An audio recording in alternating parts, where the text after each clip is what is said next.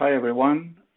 This video will try to be an overview of my uh, water, hot water system at home. Okay. This is not going to be very going to the small details because it could be so long. It's just an overview, and I will try to be short, but I advise that it's not going to be. I advance that it's not going to be easy to be short. Okay. First of all, describe what we had at the very beginning for heating water at home.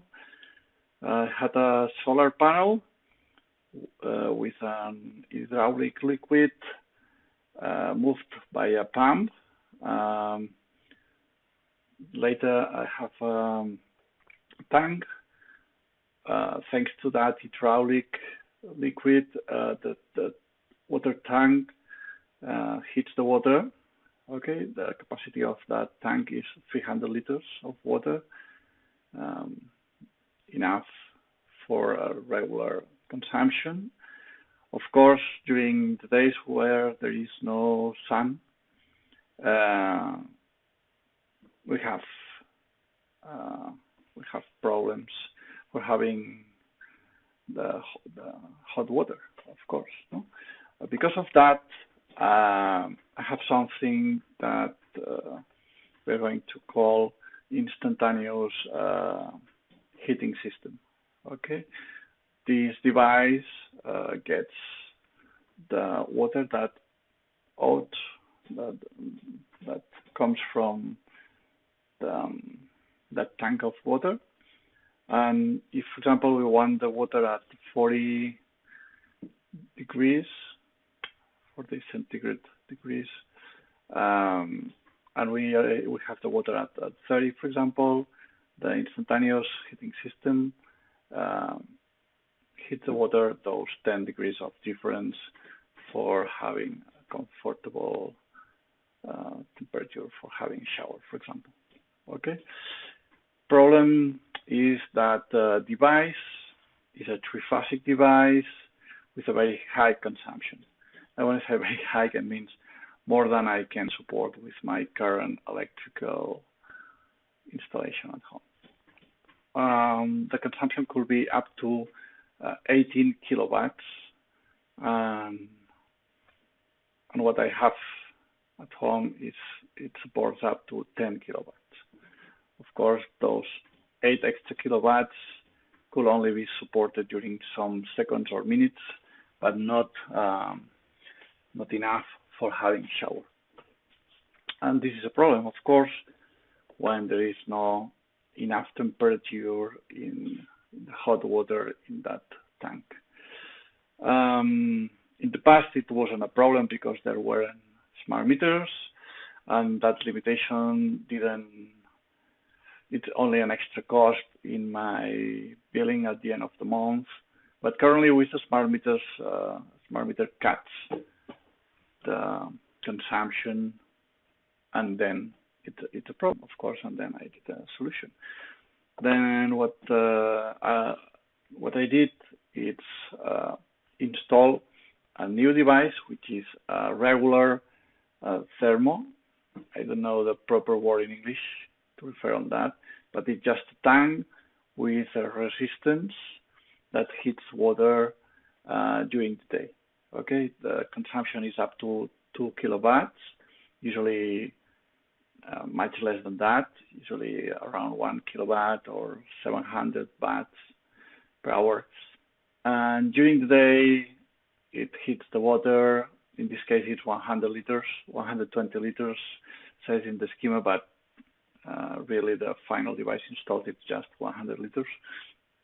And then during the day, the water is maintained at that temperature, and when you want to use that water, it's just released at that temperature. Okay, of course.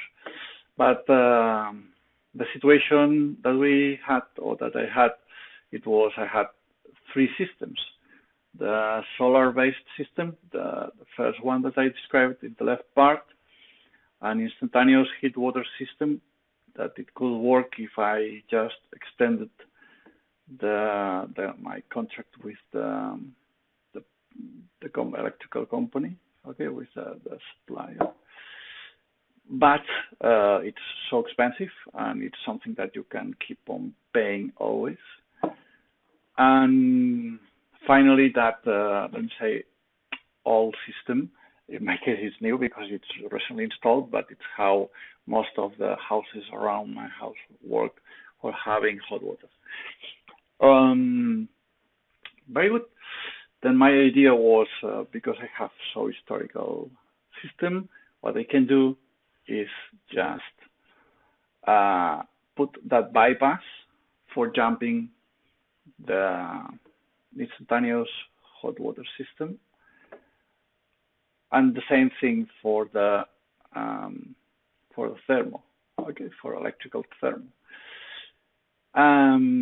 Okay, thanks to that, and with a little bit of intelligence in the software that controls all that stuff, I can take so smart decisions depending on what I have. Just to be a little bit more clear and not trying to be exhausted with my definition. If I have, for example, water at 50 degrees in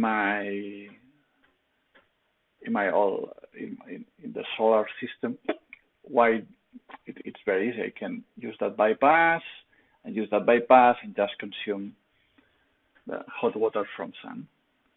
Okay, heated by sun. Very good.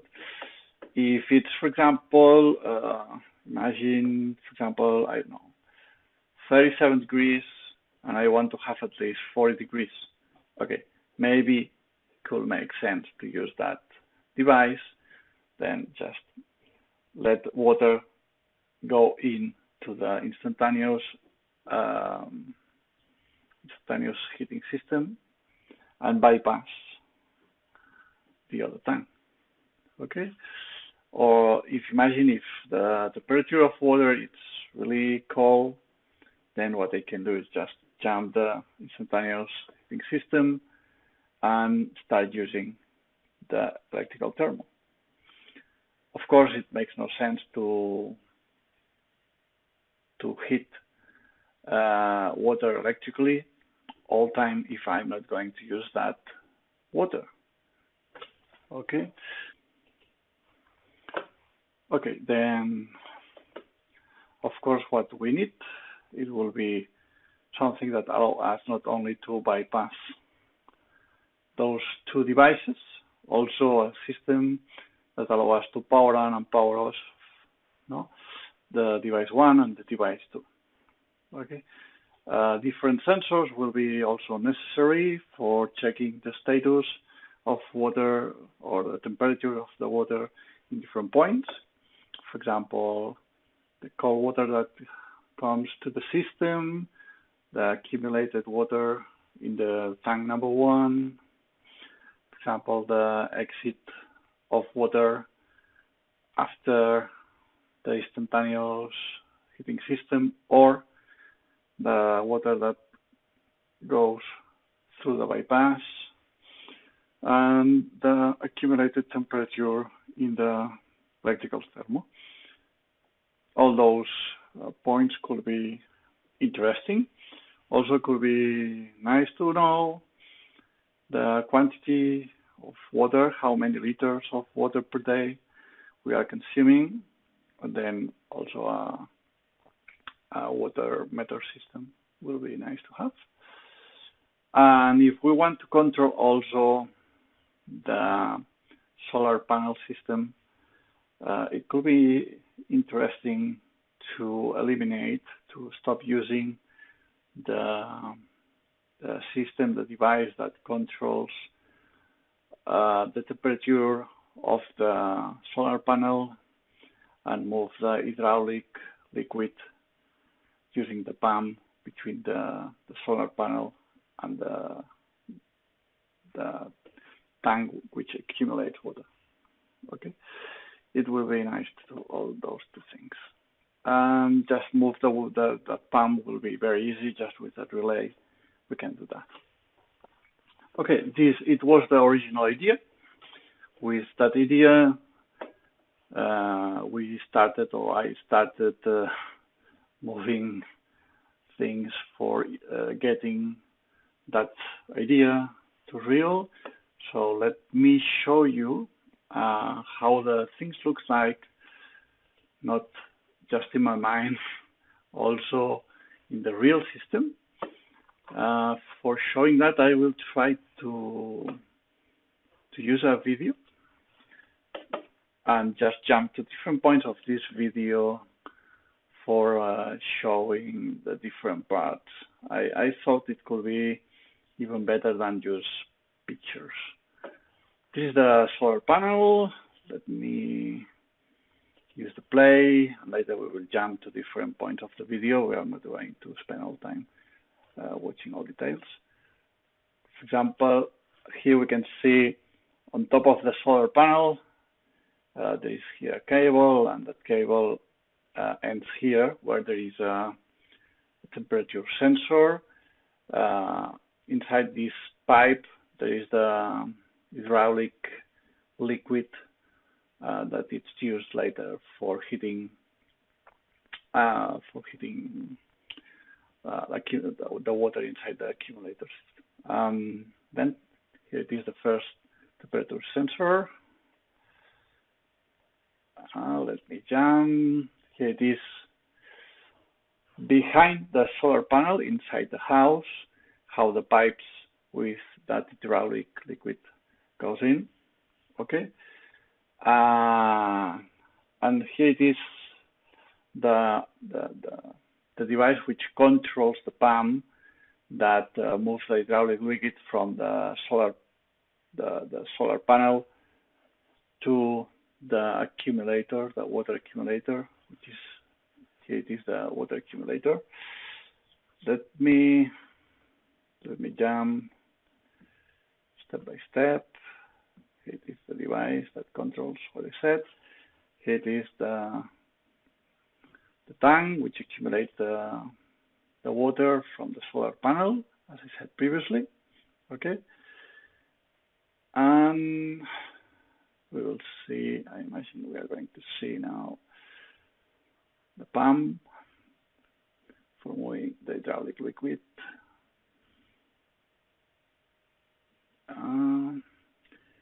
This white part, it's the device, the instantaneous heater. Okay, this is the valve for the bypass of that hydraulic instantaneous heating system. Okay, this is the valve controlled with this cable, as you can see. Let me see if in some seconds we can see also the pump. It will be nice to see it. We are lucky. Let me jump with my mouse.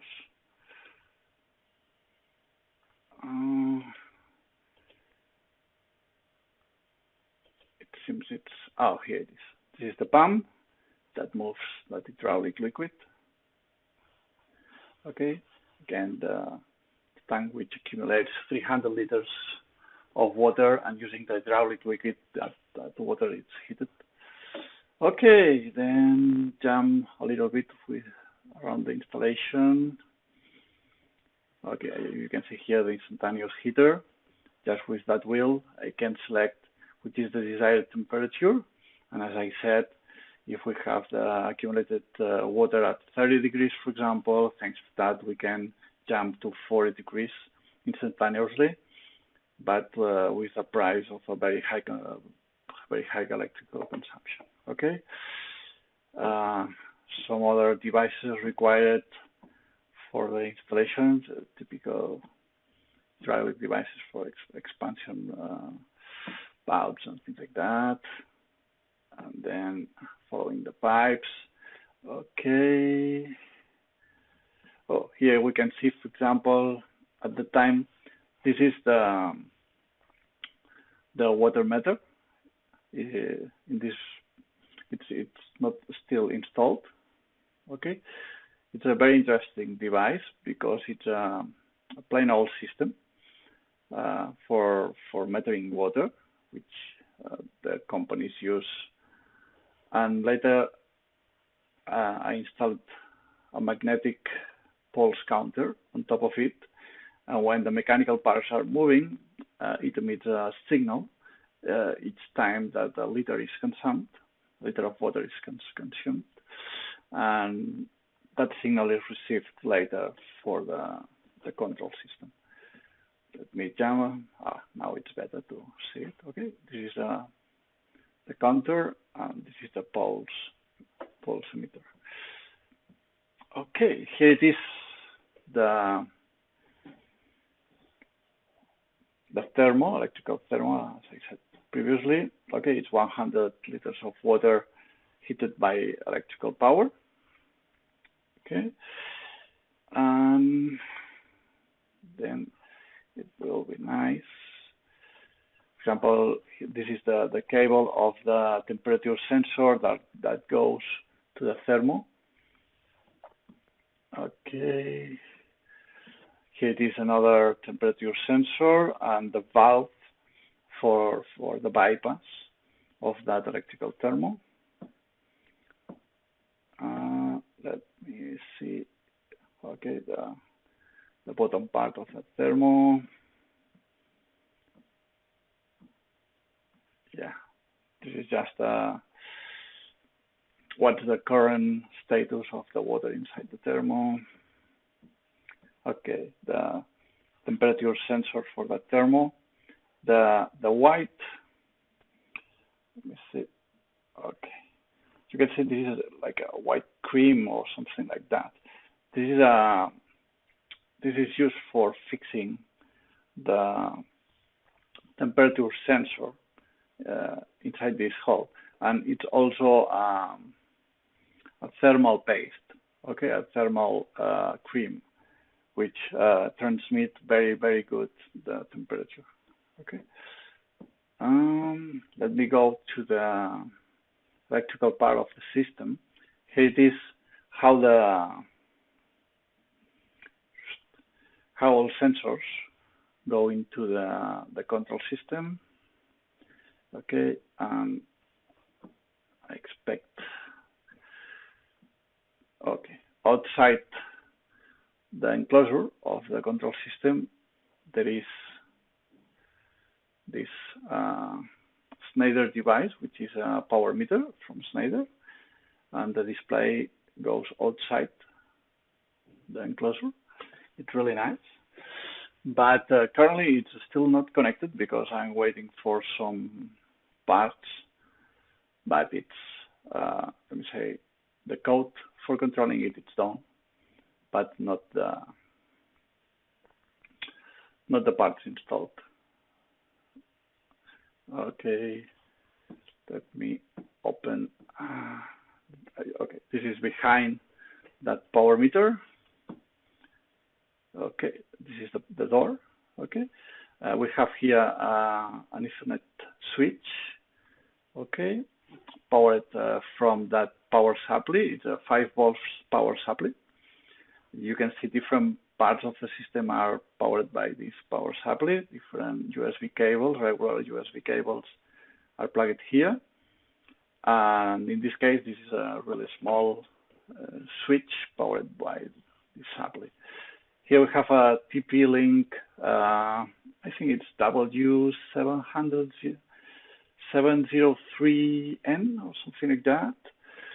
And it acts like a bridge between Ethernet and wireless. It's just a bridge. It has OpenWRT installed, and it's super flexible and super easy to set up and to publish this enclosure or these electronics, these devices which I have inside this enclosure, to the rest of the IoT network at home. Okay, now we are going to take a look in this electrical switching enclosure. I'm not going to describe part by part because, as I said, there are a lot of them, but it's just typical. Okay, just a very quick and fast overview. Maybe now it's not super good picture, but good enough. Okay, this is the typical electrical switches, nothing special. And here we can see an orange P with an Ethernet cable that goes to the switch, and that bus with 40 cables that goes to this part. Okay, it exposes all the pins for the rest of the installation, and thanks to that I can control the different temperature sensors, different relays, different contactors, etc. It's not very clear from this position of the camera, but it is a USB bridge which allows me to plug in the USB bridge. It has different types of connections in USB. For example, A connector, female A connector. It is a B connector, USB B connector, female again. Micro USB, no, mini USB. Here's a good picture of that bridge. Also the wires with a terminal, with some terminal blocks. It's really nice because I can plug in those terminals of the Orange P, and later using that TTL adapter, I can expose the terminal console of the Orange P.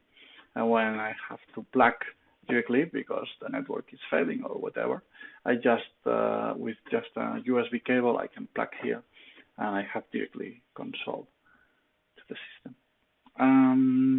What else do we have in this enclosure? A lot of things. Let me jump the video just to go straight forward. You can see, yeah, hey, this how we expose the pins of the board. Okay, for example, when we need to put some resistors, thanks to that, to those terminal blocks, it's really easy to do. Okay, yeah, nothing special, but really fun way of connecting things and really easy to do. Some terminal for cables. Let me jump. Yeah, nothing special here. Yeah, here it's quite interesting.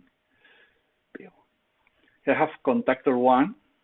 Okay, contactor 1 allows me to power on or power off, switch on or switch off the instantaneous heating system. Okay, and contactor 2, K2, allows me to power on and power off the electrical thermo. Okay, here we have 2 manual selectors for selecting if it goes auto. It means it's controlled by the CPU, controlled by Orange P, or it's mode on, which means just force power on K1 or force power on K2. Okay. Here it is some relays which allow me to control, for example, those contactors or some other parts. Okay. Here it is, yeah, where the sensors ends in those terminal blocks, and these other terminal are for electrical power. Nothing special, but quite interesting installation at the end of the day.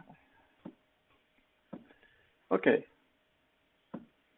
I think more or less you have a quick overview about which are the parts of that enclosure.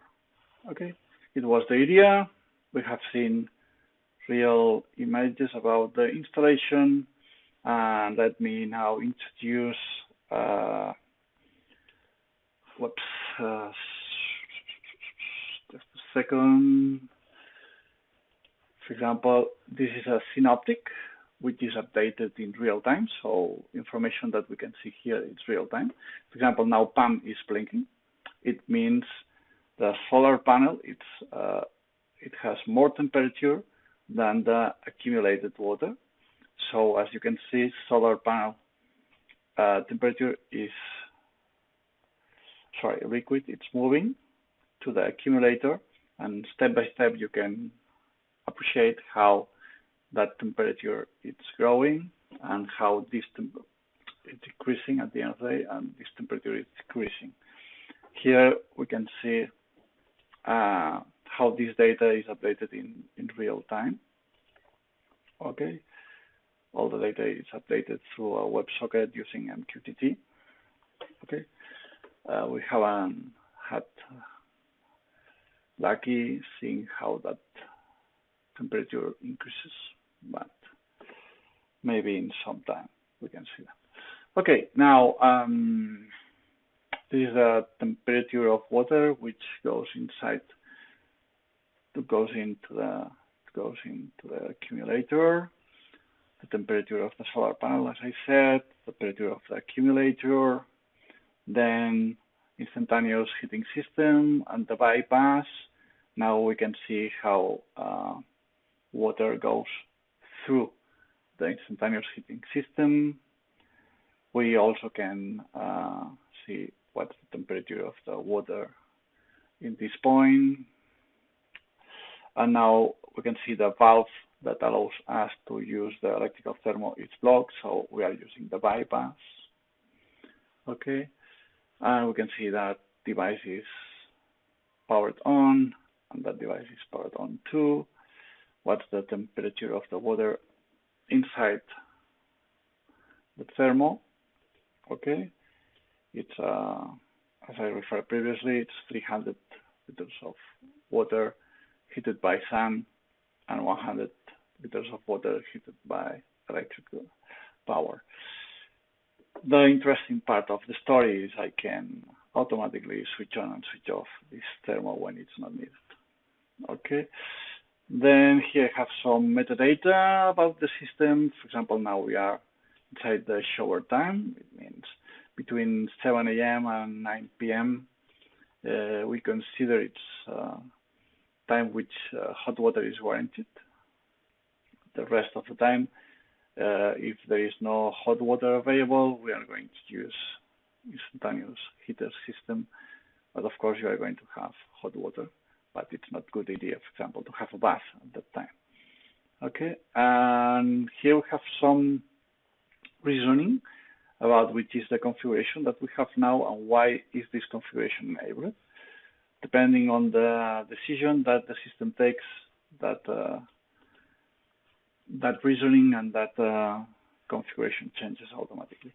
For example, during the video, we can appreciate how the PAM stopped because it's not needed anymore, and how the temperature of the accumulated water increased in 0.3 degrees. Okay, as I said, this is real-time data. In this moment, I am still pending to integrate the power meter in this synoptic and how many liters of water are consumed, of hot water are consumed, to be more precise. Okay, if we want to take a look on historical data, we can go to Grafana, and in Grafana we have that outdoor temperature historic. Okay, and with this plot, we can see the yellow line indicates temperature of the accumulated water, and the green line indicates the temperature of the solar panel. Okay, the red lines, you can, if you pay attention, there are red lines here. For example, let me zoom in for a second. Okay, the period of time it's the pump was running during that time, and the temperature in the solar panel increased, and then the pump started working. The temperature in the solar panel is reduced, and thanks to that, uh, um, thanks to that, we can start heating the water. We have some historical, yeah, it's just historic of events. When the system takes a decision, this is recorded and this is shown in this schema. For example, when the valve is activated, for example, the valve 2 is activated as a bypass at that time, etc. Okay, and here it is a summary of the temperatures. For example, the electrical thermotemperature, it's the green one. Instantaneous heated hot water. Okay, heated water. It's the yellow one, etc. Okay, I can just move the cursor over the plot. I can see, for example, in this case, at close to 2 a.m. last night, I had those temperatures at the point. And when the background is in orange, it means the electrical thermo is activated. Okay, yeah, and this is historical data about the system, and all the system or all the programs, the business logic is designed using Node-RED. Node-RED is installed in that orange P. And then, as you can see, for example, this is the business logic for taking decisions, the business logic which controls the pump that we have seen how it was working, how the temperature sensors read data and publish the data in MQTT, etc. We have different flows for managing all that stuff. At the end of the day, this is mostly what I want to show to you, not much more than that. And I hope it was interesting. It's a little bit long video, but it was a little bit difficult to explain all the reasoning behind those ideas and how those ideas was mounted.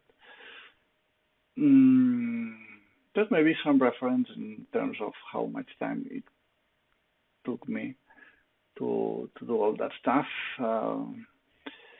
It's about real time. It's about 3 months, but of course I wasn't doing that whole time. Maybe in terms of hours, maybe it's about between counting physical stuff and programming, maybe about 300 hours, maybe something like that. Okay, a lot of nights spending time checking and adjusting stuff. Okay, and this is all. I hope it was useful, as I said before. Bye.